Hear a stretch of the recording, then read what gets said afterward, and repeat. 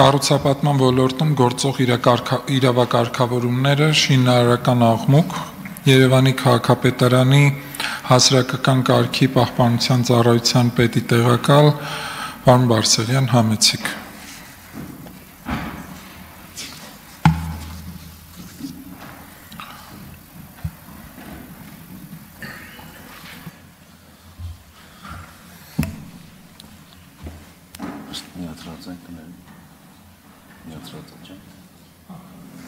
Հարգելի նախագահ, հարգելի ներկաներ, ցանկանում եմ նշել, որ Երևան համայնքի լիազորությունները գործունեության կարգը սահմանված է օրենքով, այդ թվում քաղաքաշինության եւ կոմունալ տնտեսության ոլորտում Երևան համայնքին վերապահված գործառույթները։ Ինչ վերաբերում է քաղաքաշինության ոլորտում կառուցապատման աշխատանքների կազմակերպման ընթացքում առաջացած աղմուկին, ապա նշեմ, որ համայնքը ունի անհրաժեշտ գործիքակազմ վարչահարություն իրականացնելու համար, կառուցապատողներին վարչական պատասխանատվության ենթարկելու նպատակով,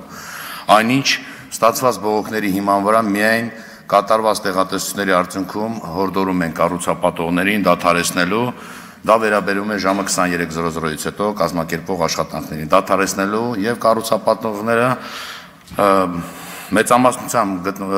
դրսևորելով պարկեշտ վարկագիծ դադարեցնում են անմիջապես աշխատանքները եւ չեն շարունակում։ Ինչ վերաբերում է առանձին բողոքներին, որը Երևան համայնքը ստանում է տարբեր քաղաքացիներից կամ պաշտոնատար անձանցից, ապա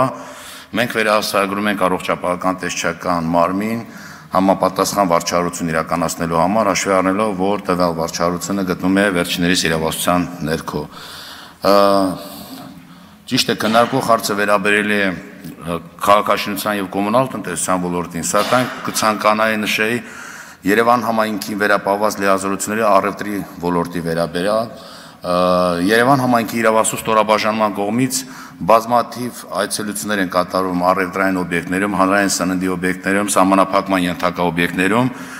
ժամը 23:00-ից հետո եւ 24:00-ից հետո լռության կանոնների խախտման կամ գիշերային անդորրը խախտելու համար համապատասխան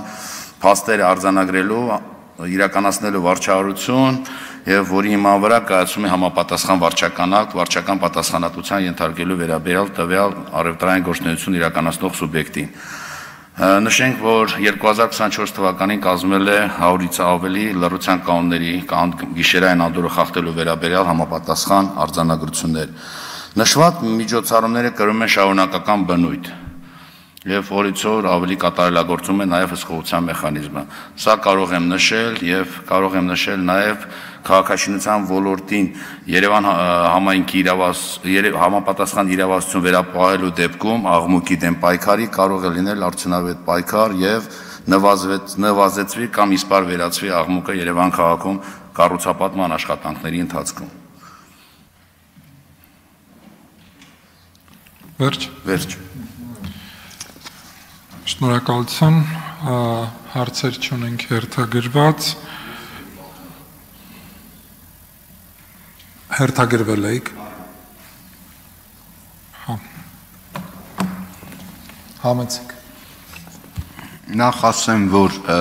ջուր ըմբռնում եղավ, որ հանձնաժողովում եկել եմ եւ ասում եմ, թե հետաքրքիր չի, ինչի եկեք է։ Հետաքրքիր էր, բայց առնչվում էր արդյոք առողջապահության նախարարներին, թե ոչ։ Ձեր վերաբերյալ մի հատ հարց ունեմ տալու, էլի։ Առհասարակ օրինակ մարդու իրավունքի պաշտպանի գրասենյակի միջոցով քաղաքապետարանի ընտրություններից ընդառաջ եղավ աղմուկ, համերգ, որը համատեղ մեր ուժերով, իմ կարծիքով, մենք կարողացանք կասեցրեցինք եւ այդ համերգի նախապատրաստումը եւ այլը զվուկը իջացրեցին եւ թողեցին մարդիկ բնականon աշխատեն նաեւ քաղաքապետարանում։ Դուք չեք արել, ես եմ արել եւ Տիկին Մանասյանը։ Երկրորդ հարցը, նախ ինչա աղմուկը։ Մեկի համար աղմուկը դա երաժշտությունն է, ռոք երաժշտությունն է։ Պարոն Բաբայան, խնդրում եմ հարց տվեք։ Դուք ելույթի ժամանակ ունեք։ Հիմա հարցը։ Իսկ երբ որ պետական պաշտոնյաներն են աղմուկանում, օրինակ ծառ են հատում, պուակը, կանաչապատման տվյալ դեպքում կանաչազրկման պուակի տնօրենը, ինչի՞ չեք աջակցում, որպեսզի այդ խնդիրը լուծվի։ Շնորհակալություն, քանի որ յուրաքանչյուրը մեկ հարցի հնարավորություն ունի։ Ձեր հարցին կարող է ծառայահատման պատասխանել երկրաբանական տեսչական մարմինը, հաշվի առնելով, որ յուրաքանչյուր պաշտոնատարանց կարող է տալ պարզաբանում իր լիազորությունների շրջանակներում։ Ծառայահատումը գտնվում է վերջիններիս եւ ոստիկանության իրավասության ներքո։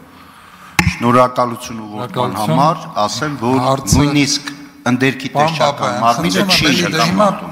ընդերքի տեսչական մարմնի։ Թույլ տվեք հաջորդ հարցին, հաջորդ հարցի համար հերթագրվել